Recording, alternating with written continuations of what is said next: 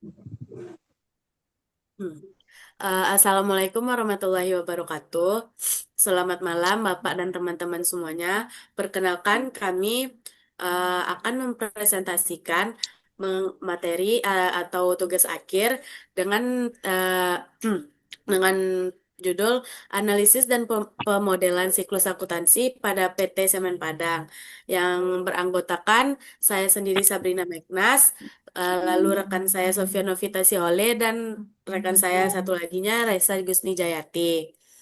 Baik, materi pertama akan dijelaskan oleh Resa Gusni Jayati. Kepada Resa dipersilakan.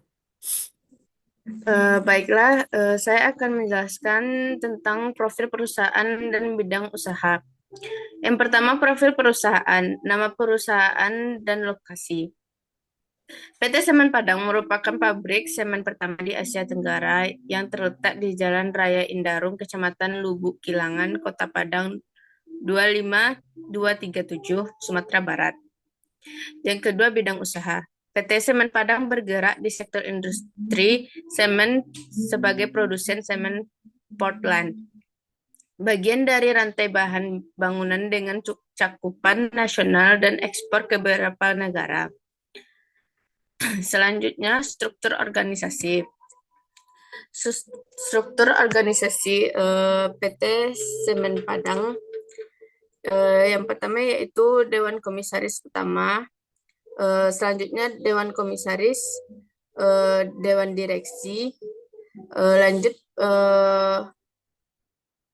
Direktur Utama, Direktur Keuangan dan Umum, dan Direktur Operasi. Lanjut, produk atau jasa utama. Produk atau jasa utama PT Semen Padang menghasilkan beberapa varian semen. Yang pertama, semen Portland tipe 1 untuk konstruksi umum. Yang kedua, semen Portland tipe 2 lebih lambat pengerasan untuk lingkungan agresif. Yang ketiga, semen Portland Composite yaitu tipe kelima untuk kebutuhan khusus. Selanjutnya, varian kemasan yaitu zak 50 gram, saku small bag, dan lumbung melayani pasar domestik dan ekspor. Selanjutnya akan dijelaskan oleh rekan saya, Sofia. Baik, saya akan menjelaskan sistem informasi yang digunakan. Sistem informasi yang digunakan dalam PT Semen Padang yang pertama yaitu Enterprise Resource Planning atau RRP untuk manajemen integrasi semua progres bisnis. Yang kedua, sistem manajemen rantai pasokan atau supply chain management untuk mengelola distribusi dan logistik. Yang ketiga, sistem akuntansi untuk pencatatan dan pelaporan keuangan. Selanjutnya, analisis siklus akuntansi revenue cycle. Yang pertama, aktor atau yang terlibat. Aktor atau yang terlibat ada tim pemasaran, tim penjualan, dan pelanggan. Yang pertama itu proses penjualan. Proses dimulai dengan tim pemasaran yang melakukan pendekatan kepada pelanggan dan mengidentifikasi kebutuhan pelanggan. Lalu setelah mendapatkan permintaan, tim penjualan mengeluarkan penawaran harga kepada pelanggan. Selanjutnya, setelah pelanggan setuju dengan penawaran, dilakukan pemesanan atau order. Langkah yang kedua yaitu entry pemesanan.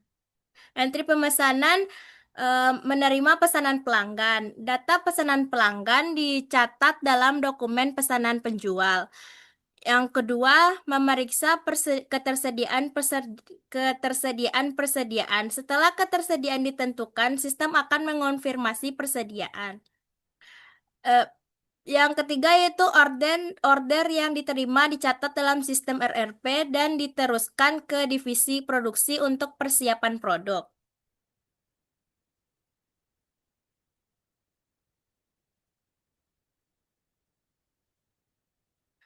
Yang ketiga yaitu pengiriman. Setelah produk siap, tim logistik mengatur pengiriman ke lokasi pelanggan.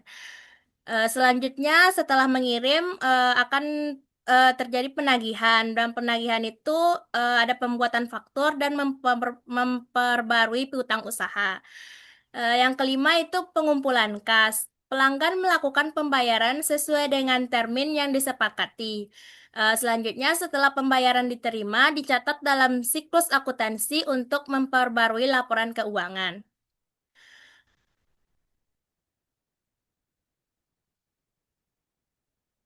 Materi selanjutnya akan dijelaskan oleh rekan saya, Sabrina Megnas. Baik, materi selanjutnya yaitu keselanjutan dari analisis siklus akuntansi revenue cycle. Lalu yang B yaitu aliran dokumen atau transaksi. Nah, di sini terdapat ada entry pesanan penjual. Setelah di entry pesanan tersebut, lalu pesanan itu tersebut dikonfirmasi. Nah, setelah pesanan dikonfirmasi, lalu diaturlah pengirimannya dan buatkan faktur. Lalu setelah itu yang proses terakhirnya itu dilakukannya pembayaran atau pengumpulan kas. Dan yang C yaitu teknologi atau sistem yang digunakan. Nah, di sini ada dua yaitu yang pertama ERP untuk pengolahan data transaksi penjualan dan yang kedua yaitu sistem akuntansi untuk pencatatan dan pelaporan dari transaksi pendapatan. Lalu selanjutnya materi yang G yaitu analisis kelebihan dan kelemahan. Yang pertama yaitu kelebihan. Nah, di kelebihannya ini terdapat tiga kelebihan. Yang pertama yaitu efisiensi proses. Nah, proses yang terintegrasi dalam sistem ERP memudahkan dalam melacak setiap langkah dari penjualan hingga pembayaran. Lalu yang kedua yaitu keandalan sistem informasi. Penggunaan sistem ERP memungkinkan pengolahan data secara real time, meningkatkan akurasi data laporan keuangan. Lalu yang ketiga yaitu pengawasan terhadap pendapatan, yaitu memudahkan kontrol terhadap penghasilan dan arus kas perusahaan. Selanjutnya ada kelemahan. Yang pertama yaitu risiko kesalahan atau fraud.